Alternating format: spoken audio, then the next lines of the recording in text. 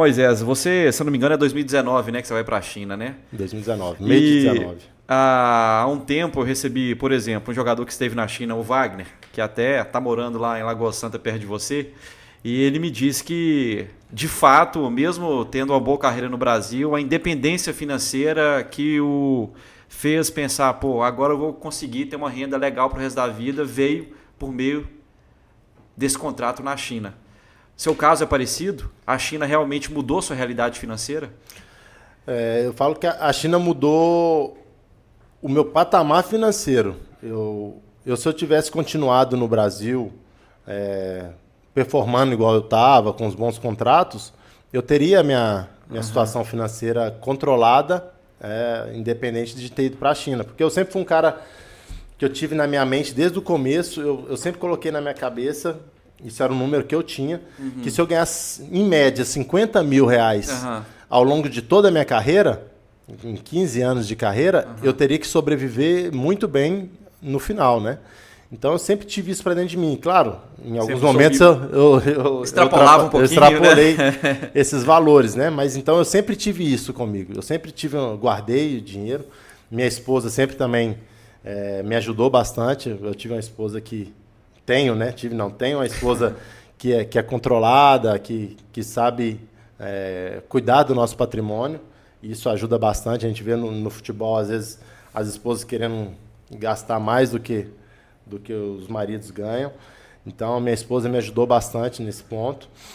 Então, a gente sempre se equilibrou, sempre cuidou da nossa parte financeira.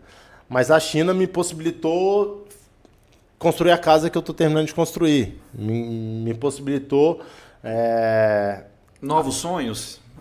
Cara, não sei se novos sonhos, mas me deu mais tranquilidade ainda do que eu poderia ter. É claro que, como eu falei, eu conseguiria viver com o patrimônio que eu estava adquirindo jogando no Brasil, mas a China me fez ter uma longevidade maior nas minhas finanças. Isso pesou porque, por exemplo, você vinha de titularidade no Palmeiras, jogando bem, com contrato renovado, e você tinha muito mercado no Brasil ainda. Essa parte financeira pesou para você, de fato, deixar o Brasil ir para a China? Sim, seria muito hipócrita. Eu acho que é muito hipócrita quem fala que não, né? Cara, é claro que você faz um contrato desse, você não vai lá, vou lá só ganhar dinheiro e pronto. Não. O dinheiro, ele te motiva, te dá uma possibilidade que você olha e fala, cara, se eu tinha um planejamento X, isso aqui vai ser 2, 3X, vai facilitar a vida dos meus filhos, talvez dos meus netos, e a gente tem que pensar nisso, né? A nossa carreira é muito curta, cara. A gente tem que, além dos objetivos esportivos que a gente constrói e consegue, a gente tem que pensar também na nossa saúde financeira, no nosso bem-estar, né? E isso pesou naquele momento, porque eu já estava com 31 anos, e até os 28 anos foi quando eu cheguei no Palmeiras, e até meu primeiro contrato no Palmeiras, eu não ganhava um salário astronômico, não ganhava um grande salário. Então, eu comecei a ganhar um bom salário a partir do momento que a gente é campeão em 2016, e eu renovo meu contrato, né, no final para o início de 2017. Então, eu tive 2 bons contratos que eu renovei no final de 17, aí no meio de 18 eu tinha uma proposta do Pirâmides, do Egito, que também era muito dinheiro, mas eu optei ficar no Palmeiras. O Palmeiras reconheceu isso, também me deu um novo contrato, mas por eu entender que não era só o dinheiro, não era um lugar que eu queria ir. Só que em 2019 chegou a China com valores também muito agradáveis para mim, e eu senti confortável e quis ir para a China pela questão de cultura, conhecer uma nova cultura, né? Também pela questão, quando eu fui, eu pensava que no Brasil eu estava numa sequência de 4 anos, jogando demais, pouco tempo para a família, né? A gente 2 dias concentrado, na época concentrava, não tinha essa concentração em casa como é hoje. Hoje ainda os times concentram em casa.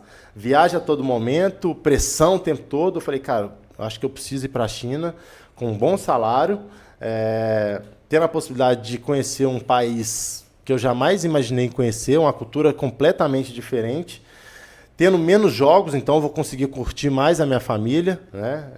Eles vão estar lá comigo, vou conseguir curtir, Porque na China, cada data FIFA, são 5 por ano, aqui no Brasil, os jogadores, faltando 5, 6 dias, vão para a data FIFA. Na China, os caras vão 10 dias antes do que os... Por exemplo, a data FIFA é dia 15, o jogo é dia 15 de maio.